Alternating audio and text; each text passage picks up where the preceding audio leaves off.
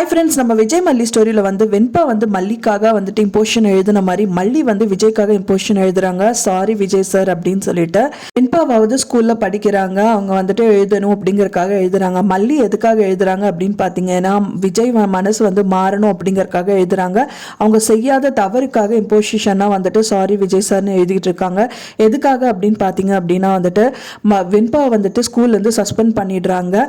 அவங்க மெயினாக வந்து பார்த்தீங்கன்னா சஸ்பெண்ட் பண்ணதுக்கான காரணம் வந்து மல்லி தான் அப்படின்னு சொல்லி விஜய் வந்து நினைச்சிடுறாரு.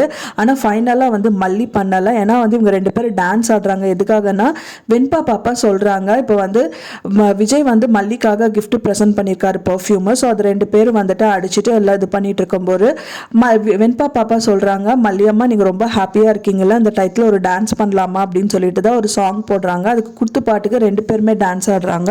ஸோ அது ஆடினது வந்து பார்த்தீங்க அப்படின்னா மல்லி வந்து வீடியோ எடுத்து வைக்கல, அவங்க அக்கான ராஜி தான் வந்துட்டு அவங்கள மாட்டிடணும்னு சொல்லிட்டு வீடியோ எடுத்து வைக்கிறது மட்டும் இல்லாமல் சோஷியல் மீடியாலையும் அப்லோட் பண்ணிடுறாங்க. ஸோ அதை பார்த்தோன்னே வந்து அவங்க பிரின்சிபல் மேடம் வந்துட்டு அவங்க விஜய்க்கு கால் பண்ணுறாங்க ஸ்கூலுக்கு வர சொல்லிட்டு. ஸோ அந்த டைம் தான் வந்து மல்லி வந்து வெண்பாவை கூட்டிகிட்டு வெளியில் வந்துட்டு இருக்காங்க. ஸோ அந்த டைமில் வந்துட்டு என்னப்பா நீங்கள் இங்கே வந்திருக்கீங்க அப்படின்னு கேட்குறாங்க. உங்கள் டீச்சர் தான் வர சொன்னாங்க, வான்னு சொல்லிட்டு கூட்டிகிட்டு போகிறாரு. அப்போ தான் தெரிய வருது இந்த மாதிரி வந்து மல்லியும் வெண்பாவும் டான்ஸ் ஆடுறது வந்து சோஷியல் மீடியாவில் வந்து அப்லோட் பண்ணியிருக்காங்க அப்படின்னு சொல்லிட்டு. ஸோ அது வந்து மல்லி எவ்வளவோ சொல்கிறாங்க, நான் பண்ணலை அப்படிங்கிற மாதிரி சொல்கிறாங்க. அப்புறம் கேட்காம வந்துட்டு நீ தான் பண்ணியிருப்பேங்கிற மாதிரி விஜய் நினச்சிக்கிறாரு. வெண்பாவும் சொல்ல தான் செய்கிறாங்க. அப்போ நான் தான் வந்து மல்லி அம்மாவை கம்பல் பண்ணி ஆட சொன்னேன்னே தவிர அவங்க ஆடலை அப்படிங்கிற மாதிரி சொல்கிறாங்க. அப்போ தான் ராஜி என்ட்ரி கொடுத்து இன்னி வந்து இந்த ஒரு சின்ன விஷயத்தை வந்து பெருசாக ஊதுறாங்க அப்படின்னே சொல்லலாம். ஆமாம், இவங்க வந்து கேர்டேக்கர் தான், வந்து அம்மா கிடையாது வெண்பாக்கு.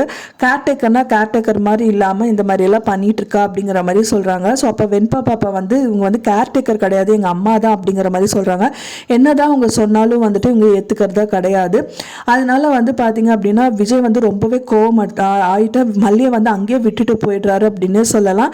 ஸோ மல்லி வந்து பார்த்தீங்கன்னா ரொம்ப சேட் ஆகிட்டு அது ஒரு நோட் எடுத்துட்டு இம்போஷன் மாதிரி சாரி விஜய் சார் அப்படின்னு சொல்லிட்டு எழுதுறாங்க. ஸோ அதை வந்துட்டு விஜய் பார்த்துட்டு அது என்னதான் எழுதுறக்கூடும் அப்படின்னு சொல்லிட்டு அது ரொம்ப கோவமாக வந்து அவங்க கிட்ட இருந்து பிடுங்குறாங்க.